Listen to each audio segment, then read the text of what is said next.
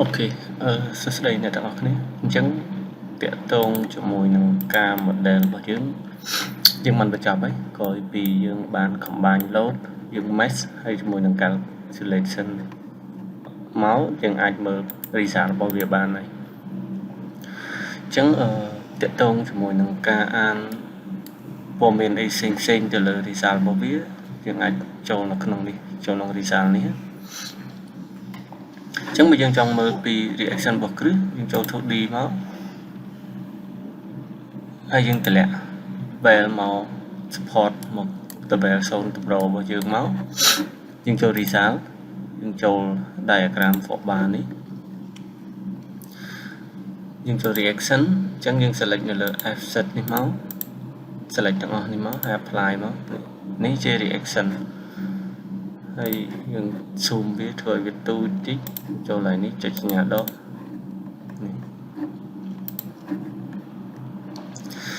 នេះជា reaction របស់ cell weight ទេអញ្ចឹង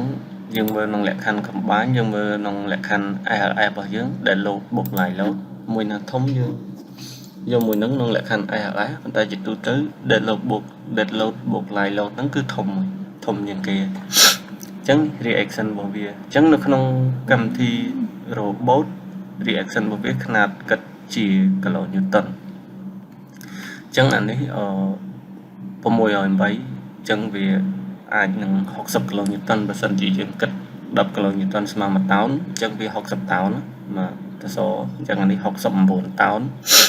អញ្ចឹងអានេះ98តោនអញ្ចឹងយើងចង់រកចំនួនគ្រឹះអីគឺយើងយកអាហ្នឹងទៅចែកជាមួយនឹងលទ្ធភាពត្រត្រង់របស់សក់គ្រឹះមួយដើមទៅយើងឃើញចំនួនដើមរបស់សក់គ្រឹះឧទាហរណ៍ថា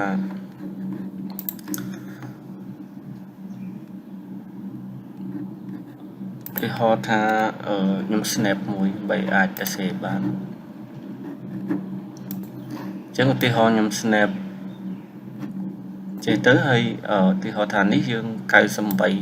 តោនអញ្ចឹងឧទាហរណ៍ថាសក់គ្រឹះរបស់យើងមួយដើមត្រូវបានតែ60តោននេះអញ្ចឹងបើមួយដើម60តោននេះ98អញ្ចឹង98ចែកនឹង60ទៅវាឃើញ1ជាងហើយអញ្ចឹងយើងត្រូវប្រើអស់2ដើមអាហ្នឹងអញ្ចឹងលក្ខខណ្ឌក្នុងការជ្រើសរើសសក់គ្រឹះអញ្ចឹងខ្ញុំបង្ហាញត្រួសហើយចាំយើងសិក្សាលម្អិតមួយរបស់វាតបពីយើងមើលតកតងជាមួយនឹង reaction ហើយ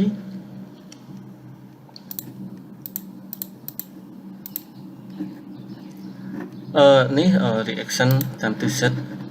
នេះកម្លាំងតាមទិស y តាមទិស x មុំម៉ង់ប៉ុន្តែសារតម្រូវរបស់យើងដាក់ជា pin អញ្ចឹងវាអត់មានមុំម៉ង់ទេបើសិនជាយើងប្រើតម្រូវជា fix អាហ្នឹងមិនមានមុំម៉ង់បន្ទាប់មកទៀតយើងឡើងមកលើខ្ញុំបង្ហាញជាន់ទី1ឲ្យឃើញមុំម៉ង់ធ្នឹមធំកន្លែងនេះតកតងមួយ my គឺយើងបង្ហាញមុំម៉ង់ធ្នឹមនេះក្នុងលក្ខខណ្ឌមុំម៉ង់របស់ធ្នឹមអញ្ចឹងទីហោយើង select ធ្នឹមនេះយើងចង់បង្ហាញវាមួយយើង edit new window មកនេះឃើញ diagram មុំម៉ង់របស់ធ្នឹមនេះជាមុំម៉ង់របស់ធ្នឹមផ្នែកខាងលើផ្នែកខាងក្រោមអញ្ចឹងហើយបានផ្នែកខាងក្រោមយើង design ដែកស៊ុបផ្នែកខាងក្រោមទៅហើយកន្លែងគល់តម្រនេះយើងដាក់ស៊ុបលើសងខាង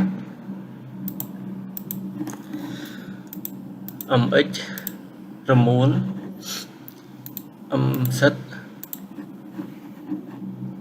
កតងជាមួយនឹង c គឺយើងមើល offset នេះកម្លាំងកាត់តឹងសម្រាប់ design ដែកកង y កម្លាំងតាមដេក sx មូលតាមដេកអត់អីទេអញ្ចឹងអាហ្នឹងតកតងជាមួយនឹងការមើលធ្នឹមដល់ពេលតកតងជាមួយនឹងការមើលកម្លាំងរបស់សសរវិញខ្ញុំបង្ហាញ 3D ចេះមកយើងអាច select សសរណាមួយដើមយកមកមើលឧទាហរណ៍ថាសកដាលនេះញូរមកហើយយើងដូរមក 1.2 1.6 0.5 ទូទៅក្នុងលក្ខខណ្ឌហ្នឹងយើងធំជាងគេ SX កម្លាំងរបស់សនេះសហ្នឹងវាត្រង់កម្លាំងសកត់55តោនអញ្ចឹង553ចែកនឹង10តោនទៅវាប្រហែលជា55តោនជាងហ្នឹង อันนี้กำลังสกอตอันนี้มุมมองบอสโซនេះមុំម៉ងមួយទៀត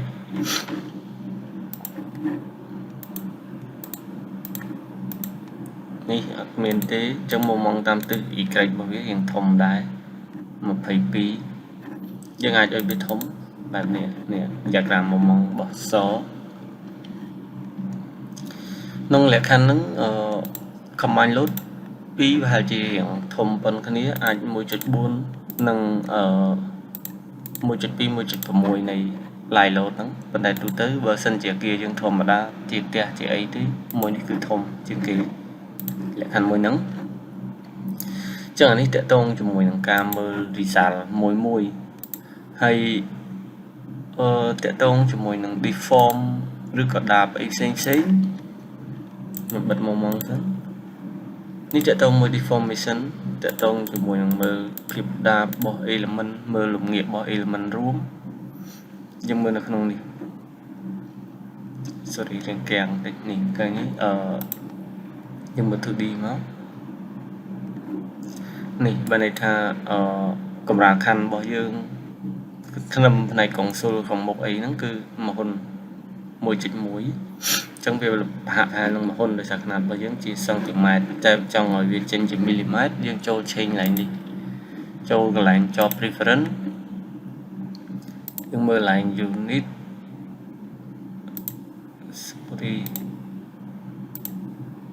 នេះ displacement យើងដូរវាមកមីលីម៉ែត្រមកហើយយើង save វាជា current មកអូខេនេះអញ្ចឹងຂະຫນາດរបស់វាចេញជាមីលីម៉ែត្រអញ្ចឹងអាមិញមហ៊ុនមួយមិញហ្នឹងវា 10.6 អញ្ចឹងវាមហ៊ុននេះຂະຫນາດនេះដូរមកមីលីម៉ែត្រហើយអញ្ចឹងក្រៅពីហ្នឹងនៅក្នុងនេះគឺប្រមាណលីទេ1លី2លី3លីទេអញ្ចឹងវានៅក្នុង limit ដែលយើងគណនាបានអញ្ចឹងហើយយើងទៀងទាត់មើលភាពដាបជាក់ស្ដែងទៅពេលគណនា element មួយហើយនេះគឺយើងមើលទៅលើ stress ហើយនេះ reaction ដេកនិងប្រឈរហ្នឹងគឺដូចគ្នាទេហើយនេះ reinforcement ពេលយើងបោះពី design ហើយនេះគឺ parameter រួមដែលយើងចង់ឲ្យបង្ហាញ diagram របស់យើងលើក្រោមមានបូកដកលើក្រោមចែកដាច់អានេះយើងឲ្យវា fill ឬក៏ឲ្យវាចេញជា tray អានេះវាចេញជា fill ពេញហ្នឹងគឺយើងអាចមើលតាមនឹងបានអញ្ចឹងទោះពីយើងអាចមើលខ្ញុំបង្ហាញគំរូមើល result ហ្នឹងទៀតទីហោខ្ញុំ select ធ្នឹមនឹងមួយខ្ញុំបង្ហាញកន្លែង fill diagram មិញថាវាខុសគ្នារបៀបម៉េចនេះធ្នឹមនេះភាពដាប់របស់វា9លីចិត្តមហ៊ុន9លី9អញ្ចឹងចិត្តមហ៊ុនយើងចូលឡើងនេះខ្ញុំបិទភាពដាប់ពេញសិនអញ្ចឹងទីហោថាយើងមើលមុំម៉ងរបស់វាគឺវាចេញបែបនេះ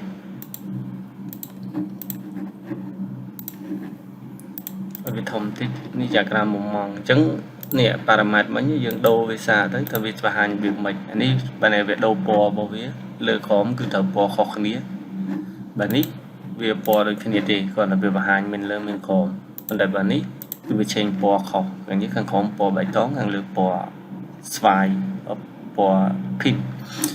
ហើយកន្លែងនេះយើងបង្ហាញវាជា file ហ្នឹងមិនន័យថាជា tray ជាងកនបែបនេះតែបើយើង select ទៅ fill វានឹងចេញបែបនេះយើងបង្ហាញជា fill វិញអញ្ចឹងអាហ្នឹងអាស្រ័យលើយើងចង់បង្ហាញជាអីហើយយើងចង់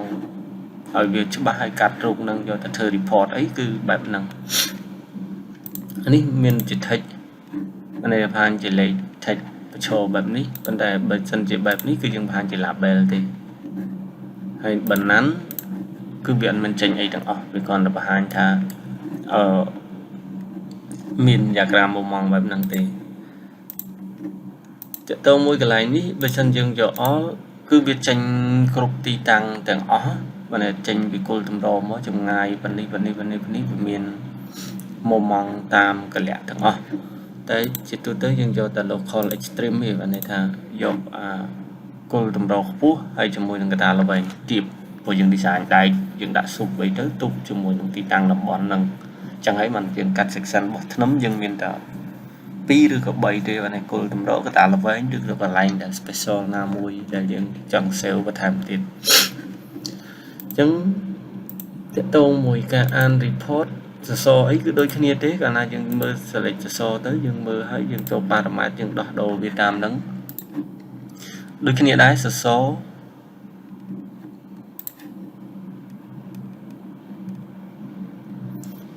ពេលបើក label នេះវាយ៉ាងធ្ងន់បន្តិចរៀងតឹងសសរដូចគ្នាឧទាហរណ៍ខ្ញុំ select សសរនេះម្ដងហើយខ្ញុំញូរមកខ្ញុំដោះតាក់ទងជាមួយនឹង deform ចូលសិននេះលំងាបរបស់សម៉ាលីជាងអញ្ចឹងដូចមុនដែរខ្ញុំបង្ហាញកម្លាំងដែលមានឥទ្ធិពលលើសទៅហើយយើងចូលតាក់ទងជាមួយនឹង parameter របស់វាយើងដោះដូរវាសាកនេះអានេះយើងចង់ refill បាត់សាច់វាមកនេះ refill វាចេញចេះកាលណាយើងអត់ fill វាចេញត្រេបែបនេះហើយតាក់ទងមួយមុំម៉ងរបស់សសរអីក៏វាបង្ហាញហាក់ផែលគ្នាដែរនេះយើងបិទកម្លាំងរបស់សសរសិនយើងបង្ហាញតែមុំម៉ងនេះហើយយើងដោះដូរវាសាកទៅ fill នេះវាដូរ color ក្រមពណ៌ pin ខាងលើពណ៌នេះទៅហើយ fill ឬមិន fill យើងដូរមើលតាមជាក់ស្ដែងដែរអញ្ចឹងអានេះតាក់ទងជាមួយនឹងការមើលត្រុសទៅលើ result ដែលយើងចង់មើលហើយយើងយកវាមកសិក្សាឬក៏មកកណនាដៃនៅខាងក្រៅបន្ថែមដើម្បីផ្ទៀងផ្ទាត់ហើយវីដេអូបន្ទាប់ខ្ញុំនឹងធ្វើការកណនា element មួយនៅក្នុងកម្មវិធី robot នឹងមកថាដូចជាការកណនាសអីយើងកណនាបែបម៉េចការកណនាធ្នឹមយើងកណនាបែបម៉េចហើយកម្រាលខណ្ឌយើងគួរតែកណនាក្នុងនឹងដែរឬក៏យើងបញ្ចេញព័ត៌មានវាសម្រាប់មកកណនានៅខាងក្រៅអាហ្នឹងខ្ញុំនឹងធ្វើលម្អិតបន្ថែមហើយសម្រាប់គ្រឹះអីហ្នឹងយើងអាចមើលបន្តទៀតបានខ្ញុំនឹងធ្វើបន្ថែមទៀតដើម្បីបង្ហាញតាម element មួយព្រោះចិត្តចូលទៅអត់ចង់ឲ្យវីដេអូយើងរៀងវែងដែរតែឲ្យត្រឹមតែ10នាទីជាងអីទៅកុំឲ្យយើងអ្នកមើលរៀងធុញដែរព្រោះកាលណាវែងពេកអ្នកមើលក៏ធុញដែរសូម្បីខ្ញុំក៏នេះដែរតែមើលច្រើនពេកអត់សូវមានអារម្មណ៍មើលដែរវាធុញអញ្ចឹងតាក់ទងជាមួយនឹងវីដេអូនេះមានប៉ុណ្ណឹងហើយសម្រាប់ដំបូលជាទូទៅបើយើងចង់ឲ្យ deform វាទូចយើងព្យាយាម model វាឲ្យត្រូវមានតម្រូវមានអីត្រឹមត្រូវទៅវាតូចហើយតែសារដំបូលភាគច្រើនគេមិនសូវ model ចូលហើយគេមិនសូវ focus លើវាគេយកតែ load អញ្ចឹងdeform វាយើងមិនសូវចាប់អារម្មណ៍មួយវាទេទោះវាធំប៉ុន្មានក៏មិនសូវអីដែរសារយើងបើផ្សិតយើងធ្វើយូរទៅយើងចំណាំយើងដឹងហើយតែបើ element ផ្សេងដូចសសរដូចធ្នឹមដូចអីហ្នឹងគឺយើងត្រូវប្រយ័ត្នតិចព្រោះតែវាធំគឺវាធ្លាក់ automatic portable បើយើងចង់កែភាពដើមកែវាអីឲ្យត្រូវយើងមើលទៅលើតម្រូវរបស់វា support របស់វាជាក់ស្ដែងតែយើង model ហ្នឹងវាត្រួតស៊ីគ្នាអត់ឬក៏យើងយកតែ load ទេយើងអត់ focus លើវាទៅលើការឲ្យវា symmetry ត្រឹមត្រូវ 100% ទេព្រោះជួនកាលទៅវាធ្លាក់ដោយសារតែដែកបាំងសាច់ដែលយើងគូសបញ្ឆោតនេះទេឬក៏ដោយអានេះអីវាធ្លាក់ដោយសារវាអត់មានជួបគ្នាផ្ដាច់គ្នាអញ្ចឹងយើងផ្ដាច់វាទៅវាលែងអីហើយក្នុងលក្ខខណ្ឌយើង model ខ្លះយើងចិនខ្លាំងយើងប្រញាប់យើងគូតមេដបលនេះទេហើយយើងចាក់ជា grading ដើម្បីឲ្យវា transfer load ទៅពណ៌ដបលយើង check ដែកតាមវិធីសាស្ត្រផ្សេងអញ្ចឹងវាពាក់ព័ន្ធនឹងយើង model យក load យក reaction ដើម្បីយកព័ត៌មាន design element ផ្សេងអញ្ចឹងថ្ងៃហ្នឹងជួបគ្នាប៉ុណ្ណឹងវីដេអូបន្ទាប់ខ្ញុំបង្ហាញពីការកណនាអីបន្តឡើងទៅហ្មងអរគុណ